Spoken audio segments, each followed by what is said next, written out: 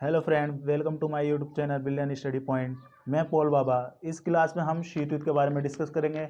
I hope आपको इस video के माध्यम से काफ़ी अच्छी इन्फॉर्मेशन कलेक्ट हो जाएगी। शीत युद्ध का अर्थ बेसिकली जब दो देश या दो गुट जिनकी विचारधारा एक दूसरे के विरुद्ध होती है, एक दूसरे पर आक्रमण नहीं करते बल्कि युद्ध की तैयारी करते हैं और निरंतर एक दूसरे को नुकसान पहुंचाने और कमज़ोर करने का प्रयास करते हैं, जिससे एक ऐसा एनवायरनमेंट क्रिएट होता है जिसमें युद्ध की संभावना बढ़ जाती है। इस संभावना को ही हम शीत युद्ध कहते हैं। शीत युद्ध के समय विश्व दो गुटों या दो ध्रुवों में विभाजित हो गया था। एक और था पूर्वी ध्रुव या पूर्वी गुट, जिसका नेतृत्व सोवियत संघ कर रहा था, जो साम्यवादी विचारधारा से प्रभावित था। साम्यवादी विचारधारा का मीन्स है जिसमें संसाधनों पर सरकारी नियंत्रण होता है, सुई से लेकर कार तक का निर्माण घर में ही किया जाता है। तो इससे जो देश प्रभावित हुए वो थे Belarus, Ukraine, Czechoslovakia, Poland, Hungary, Albania और पूर्वी जर्मनी। जबकि दूसरी ओर जो था पश्चिमी गुट या पश्चिमी ध्रुव, जिसका नेतृत्व यूएस से कर रहा था, जो पूंजीवादी विचारधारा का समर्थक था। इसके अंतर्गत संसाधनों पर निजी नियंत्रण होता है और ये मुक्त व्यापार को बढ़ावा देते हैं। इससे जो प्रभावित देश थे वो Britain, Italy, Netherlands, Iceland, Ireland, Luxembourg, Belgium, France, पश्चिमी जर्मनी आदि थे। शीत युद्ध की विशेषताएं: एक दूसरे के विरुद्ध विचारधारा। दोनों ही गुटों की आइडियोलॉजी डिफरेंस थी, जिसके कारण निरंतर संघर्ष उत्पन्न होता रहता था। जैसे सोवियत संघ ने तेजी से पूर्वी यूरोप के देशों में साम्यवाद का प्रचार किया और कई देश जो है पूर्वी यूरोप के वो साम्यवादी हो गए, जिससे फ्रांस, ब्रिटेन और यूएस से जो है भयभीत हो गए, जिससे शीत युद्ध को बढ़ावा मिला। एक दूसरे के प्रति विश्वास का अभाव। दोनों ही गुट एक दूसरे पर विश्वास नहीं करते थे, एक दूसरे को नीचा दिखाने और नुकसान पहुंचाने का प्रयास करते रहते थे। तीसरा है हथियारों की होड़। शीत युद्ध के समय दोनों ही महाशक्तियां एक दूसरे से अधिक शक्तिशाली होना चाहते थे, जिसके कारण यूएस गवर्नमेंट और सोवियत गवर्नमेंट ने अपने हथियारों पर अधिक खर्च करना आरंभ कर दिया, जिससे हथियारों की होड़ को बढ़ावा मिला। एक दूसरे के प्रति दुष्प्रचार। दोनों ही देश की मीडिया एक दूसरे के प्रति दुष्प्रचार किया करते थे। जिसे यूएस मीडिया साम्यवादी विचारधारा और रशियंस की आलोचना करते थे, जबकि रशियंस मीडिया पूंजीवादी विचारधारा और अमेरिकन्स की आलोचना करते थे। मीडिया द्वारा ऐसा प्रोपेगेंडा चलाया जाता था जिससे दोनों देशों के नागरिकों के बीच एक दूसरे के प्रति नफरत को बढ़ावा दिया जा सके। एक दूसरे की जासूसी। दोनों ही महाशक्तियां छोटे छोटे देशों के माध्यम से एक दूसरे पर जासूसी क्या करते थे। इसका एग्जाम्पल है अमेरिका का U-2 विमान, जो सोवियत संघ में जासूसी करता हुआ पकड़ा गया था। परमाणु क्षमता। दोनों ही महाशक्तियों ने इतने ज़्यादा परमाणुओं का निर्माण कर लिया था कि कई बार पृथ्वी को नष्ट किया जा सकता था। 1962 में इसकी नौबत भी आ गई थी, जब लग रहा था कि अब तीसरा विश्व युद्ध हो जाएगा, लेकिन दोनों देश के लीडर ने बहुत अच्छी लीडरशिप का प्रदर्शन किया और एक भयानक युद्ध को टाल दिया। शीत युद्ध के समय यूरोप का विभाजन। शीत युद्ध के समय यूरोप जो है दो भागों में विभाजित हो गया। एक और पश्चिमी यूरोप जो पूंजीवादी था, जिसमें स्पेन, पुर्तगाल, France, Britain, West Germany, Italy, Norway आदि सम्मिलित थे। जबकि दूसरी ओर पूर्वी यूरोप जो साम्यवादी था, जिसमें रूस, पोलैंड, हंगरी, अल्बानिया, बुल्गारिया आदि सम्मिलित थे। शीत युद्ध के उदय के कारण। शीत युद्ध का जो उदय के कारण बेसिकली जो माना जाता है रूस में साम्यवादी सरकार का निर्माण। 1917 तक रूस में जार निकोलस नामक शासक का शासन हुआ करता था, जो पूंजीवाद का समर्थक था। उसकी नीतियों के कारण जनता पर इतने ज़्यादा टैक्स लाद दिए गए, जिससे जनता असंतुष्ट हो गई। जनता ने मजदूरों के साथ मिलकर एक क्रांति कर दी, जिसके बाद सोवियत संघ में साम्यवादी सरकार का निर्माण हुआ और व्लादिमीर लेनिन देश के पहले राष्ट्रपति बने। सेकंड, द्वितीय विश्व युद्ध के समय अमेरिका की तुष्टीकरण की नीति। द्वितीय विश्व युद्ध के समय अमेरिका और रूस दोनों ही जर्मनी के विरुद्ध लड़ाई लड़ रहे थे। रूस ने अमेरिका से आग्रह किया कि वे दूसरा मोर्चा खोले, यानी ब्रिटेन और फ्रांस की सेना जो है वो दूसरी ओर से मोर्चा खोलें यूएस सेनाएं इस तरफ से लड़ेंगी जिससे बीच में जर्मनी को घेरा जा सके। लेकिन अमेरिका ने इसमें काफ़ी देर की, जिससे दोनों ही देशों के बीच तनाव और ज़्यादा बढ़ गया। दो महाशक्तियों का उदय। विश्व में द्वितीय विश्व युद्ध के बाद विश्व में दो ही महाशक्ति बची थी, यूएसए और सोवियत संघ, जिसकी विचारधारा एक दूसरे के विपरीत थी। 1949 में अमेरिका द्वारा नाटो सैनिक संगठन का निर्माण किया गया, जिसके विरोध में सोवियत संघ ने 1955 में वार्सा पैक्ट नामक संगठन बनाया। इसके बारे में आगे डीप में डिस्कस करेंगे। मार्शल योजना। अमेरिका के विदेश सचिव जॉन मार्शल के द्वारा एक योजना बनाई गई कि द्वितीय विश्व युद्ध में यूरोप के कई देशों को ज़्यादा नुकसान हुआ था और यूरोप के देश पिछड़ रहे थे। तो यूएस के सचिव द्वारा एक योजना तैयार की गई जिसको मार्शल योजना की कहते हैं, जिसके अंतर्गत पिछड़े यूरोप के देशों को आर्थिक सहायता देने का प्रावधान किया गया था। ट्रूमैन सिद्धांत।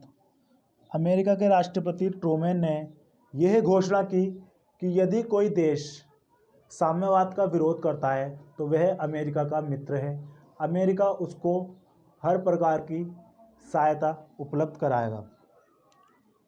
अमेरिका द्वारा परमाणु परीक्षण। द्वितीय विश्व युद्ध के समय रूस, अमेरिका, ब्रिटेन, फ्रांस के बीच एक समझौता हुआ कि यदि किसी टेक्नोलॉजी का आविष्कार हुआ तो चारों देश उस टेक्नोलॉजी को आपस में साझा करेंगे। अमेरिका ने परमाणु आविष्कार करने के बाद ब्रिटेन, फ्रांस को इसके बारे में सूचित किया, परंतु रूस को इसके बारे में सूचित नहीं किया गया, जिससे दोनों के बीच तनाव उत्पन्न हुआ। मोल्टोव योजना। मार्शल योजना के आधार पर सोवियत संघ के सचिव मोल्टोव द्वारा एक योजना बनाई गई, जिसके आधार पर पूर्वी यूरोप को आर्थिक सहायता दी गई। शीत युद्ध के दायरे या प्रॉक्सी वॉर। ये वह स्थिति है जब लग रहा था कि अब तृतीय विश्व युद्ध हो जाएगा, जहां दोनों महाशक्तियां अप्रत्यक्ष रूप से युद्ध में सम्मिलित थी। प्रॉक्सी वॉर का मीन्स होता है जब ए और बी महाशक्ति डायरेक्ट युद्ध नहीं करते, ए सी का समर्थन करता है, बी डी का समर्थन करता है, जिसके कारण दोनों ही महाशक्तियां अप्रत्यक्ष रूप से युद्ध में सम्मिलित होती हैं और एक भयानक युद्ध की संभावना होती है। तो इसकी कई सारी घटना हैं, इसमें से फर्स्ट घटना के बारे में हम डिस्कस करेंगे, बर्लिन की नाकाबंदी। बर्लिन की नाकाबंदी। बर्लिन जर्मनी की राजधानी है। द्वितीय विश्व युद्ध के समय पूर्वी जर्मनी में सोवियत सेनाओं के सामने जर्मन सेनाओं ने आत्मसमर्पण कर दिया, जबकि पश्चिमी जर्मनी में यूएस, फ्रांस, ब्रिटेन की सेनाओं के सामने जर्मन सेनाओं ने आत्मसमर्पण कर दिया। इस प्रकार पूर्वी जर्मनी में सोवियत संघ का कब्जा हो गया, पश्चिमी जर्मनी में ब्रिटेन, फ्रांस का कब्जा हो गया। 1948 में सोवियत संघ के राष्ट्रपति जोसेफ स्टालिन ने जर्मन सप्लाई रूट्स बंद कर दिया और बर्लिन की नाकाबंदी कर दी, लेकिन यूएसए ने एरोप्लेन की सहायता से खाद्य सामग्री व अन्य सामान की सप्लाई की, जिससे सोवियत संघ की नाकाबंदी असफल हुई। 1949 में सोवियत संघ के राष्ट्रपति जोसेफ स्टालिन ने पूर्वी जर्मनी को स्वतंत्र देश के रूप में घोषित कर दिया।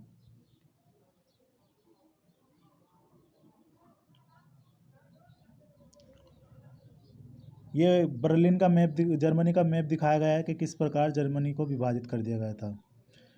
यहाँ पर फ्रांस और ब्रिटेन की सेनाओं ने जर्मन सेनाओं को पछाड़ दिया और इस पार्ट पर फ्रांस और ब्रिटेन का कब्जा हो गया, जबकि पूरब में सोवियत सेनाओं ने जर्मन सेनाओं को पछाड़ा और उस पार्ट को अपने कब्जे में ले लिया। इस प्रकार रेड वाले पार्ट पर साम्यवादी सरकार की स्थापना हुई, ब्लू वाले पार्ट पर पूंजीवादी सरकार की स्थापना हुई। ट्रूमैन सिद्धांत। अमेरिका के राष्ट्रपति ट्रूमैन ने यह घोषणा की कि यदि कोई देश साम्यवाद का विरोध करता है तो वह अमेरिका का मित्र है, अमेरिका उसको हर प्रकार की सहायता उपलब्ध कराएगा। अमेरिका द्वारा परमाणु परीक्षण। द्वितीय विश्व युद्ध के समय रूस, अमेरिका, ब्रिटेन, फ्रांस के बीच एक समझौता हुआ कि यदि किसी टेक्नोलॉजी का आविष्कार हुआ तो चारों देश उस टेक्नोलॉजी को आपस में साझा करेंगे। अमेरिका ने परमाणु आविष्कार करने के बाद ब्रिटेन, फ्रांस को इसके बारे में सूचित किया, परंतु रूस को इसके बारे में सूचित नहीं किया गया, जिससे दोनों के बीच तनाव उत्पन्न हुआ। मोल्टोव योजना। मार्शल योजना के आधार पर सोवियत संघ के सचिव मोल्टोव द्वारा एक योजना बनाई गई, जिसके आधार पर पूर्वी यूरोप को आर्थिक सहायता दी गई। शीत युद्ध के दायरे या प्रॉक्सी वॉर। ये वह स्थिति है जब लग रहा था कि अब तृतीय विश्व युद्ध हो जाएगा, जहां दोनों महाशक्तियां अप्रत्यक्ष रूप से युद्ध में सम्मिलित थी। प्रॉक्सी वॉर का मीन्स होता है जब ए और बी महाशक्ति डायरेक्ट युद्ध नहीं करते, ए सी का समर्थन करता है, बी डी का समर्थन करता है, जिसके कारण दोनों ही महाशक्तियां अप्रत्यक्ष रूप से युद्ध में सम्मिलित होती हैं और एक भयानक युद्ध की संभावना होती है। तो इसकी कई सारी घटना हैं। इसमें से फर्स्ट घटना के बारे में हम डिस्कस करेंगे, बर्लिन की नाकाबंदी। बर्लिन की नाकाबंदी। बर्लिन जर्मनी की राजधानी है। द्वितीय विश्व युद्ध के समय पूर्वी जर्मनी में सोवियत सेनाओं के सामने जर्मन सेनाओं ने आत्मसमर्पण कर दिया, जबकि पश्चिमी जर्मनी में यूएस, फ्रांस, ब्रिटेन की सेनाओं के सामने जर्मन सेनाओं ने आत्मसमर्पण कर दिया।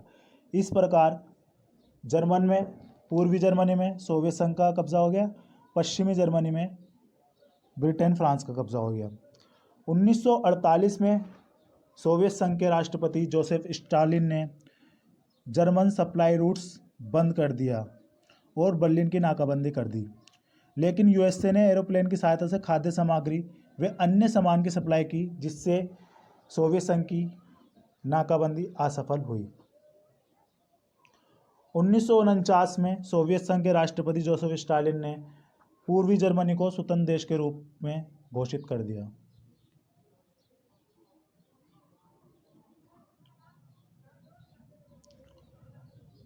ये बर्लिन का मैप, जर्मनी का मैप दिखाया गया है कि किस प्रकार जर्मनी को विभाजित कर दिया गया था। यहाँ पर फ्रांस और ब्रिटेन की सेनाओं ने जर्मन सेनाओं को पछाड़ दिया और इस पार्ट पर फ्रांस और ब्रिटेन का कब्जा हो गया, जबकि पूरब में सोवियत सेनाओं ने जर्मन सेनाओं को पछाड़ा और उस पार्ट को अपने कब्जे में ले लिया। इस प्रकार रेड वाले पार्ट पे साम्यवादी सरकार की स्थापना हुई, ब्लू वाले पार्ट पर पूंजीवादी सरकार की स्थापना हुई। कोरिया संकट। 1945 में कोरिया पर जापान का नियंत्रण था, लेकिन 1945 में जापान की सेनाओं ने उत्तर कोरिया में सोवियत सेनाओं के सामने आत्मसमर्पण कर दिया। दक्षिणी कोरिया में जापानी सेनाओं ने अमेरिका के सामने आत्मसमर्पण कर दिया। तो इस प्रकार उत्तरी कोरिया में साम्यवादी सरकार की स्थापना हुई, दक्षिण कोरिया में अमेरिका की सहायता से पूंजीवादी सरकार की स्थापना हुई। उत्तरी कोरिया में जो सरकार की स्थापना हुई थी उसके लीडर थे किम जोंग के दादा किम इल सुंग। 1950 में किम इल सुंग ने दक्षिण कोरिया पर आक्रमण कर दिया, जिसके बाद अमेरिका ने दक्षिण कोरिया की सहायता की, उत्तरी कोरिया की सोवियत संघ ने और चाइना ने सहायता की। जून 1953 में भारतीय राजदूत और संयुक्त राष्ट्र संघ के हस्तक्षेप से दोनों पक्षों में शांति की स्थापना की गई। ये रेड वाला जो पार्ट है ये नॉर्थ कोरिया है, जहाँ पर साम्यवादी सरकार की स्थापना हुई थी, और ये साउथ कोरिया है जहाँ पर पूंजीवादी सरकार की स्थापना हुई थी। इन दोनों देशों को जो अलग करता है वो है 38 पैरेलल लाइन। ये 38 पैरेलल लाइन है, ये दोनों देशों को अलग करती है। वियतनाम संकट। वियतनाम फ्रांस का उपनिवेश था। 1945 में फ्रांस को वियतनामियों और जापानी सेनाओं से लड़ना पड़ रहा था। दो तरफ से लड़ने के कारण फ्रांस ने अपनी सेनाओं को वियतनाम से वापस बुला लिया और वहाँ पर एक बाओ सरकार का निर्माण किया। बाओ सरकार कमज़ोर थी, जिसका फ़ायदा उठाकर सोवियत संघ ने हो ची मिन्ह की सहायता से उत्तरी कोरिया में होनोई शहर पर कब्जा किया और उसको लोकतांत्रिक गणराज्य वियतनाम DRV घोषित कर दिया, डेमोक्रेटिक रिपब्लिक वियतनाम। 1954 में उत्तरी वियतनाम ने दक्षिणी वियतनाम पर आक्रमण कर दिया। दोनों के बीच निर्णायक युद्ध हुआ और 1954 में स्विट्ज़रलैंड की राजधानी जिनेवा में एक संधि हुई, जिसके आधार पर कहा गया था कि दोनों देशों को अलग अलग मान्यता दे दी जाएगी। 1955 में अमेरिका के राष्ट्रपति आइजनहावर ने वियतनाम में हस्तक्षेप किया और वियतनाम को सैनिक सहायता देने का वादा किया, जिसके बाद सोवियत संघ और चाइना ने उत्तरी वियतनाम की सहायता की। वियतनाम का युद्ध भीषण जब हुआ जब 1960 में अमेरिकी जहाज़ों को उत्तरी वियतनाम की सेनाओं ने निशाना बनाया। अमेरिका के राष्ट्रपति ने विमान से बमबारी का आदेश दिया, जिसके कारण वियतनामी नागरिक मारे गए। इस युद्ध में अमेरिका को सबसे ज़्यादा नुकसान होने वाला था। अमेरिका के 48,000 सोल्जर्स इस युद्ध में मारे गए। ये अब तक सबसे लार्जेस्ट नंबर है जब इतने बड़े पैमाने पर US आर्मी के सोल्जर कहीं मारे गए हों। तो जिसके कारण 1973 में US और उत्तरी वियतनाम में संधि हुई, जिसके बाद उत्तरी वियतनाम ने 1975 में दक्षिणी वियतनाम के शागेन शहर पर कब्जा कर लिया और उसे हो ची मिन्ह शहर के रूप में परिवर्तित कर दिया।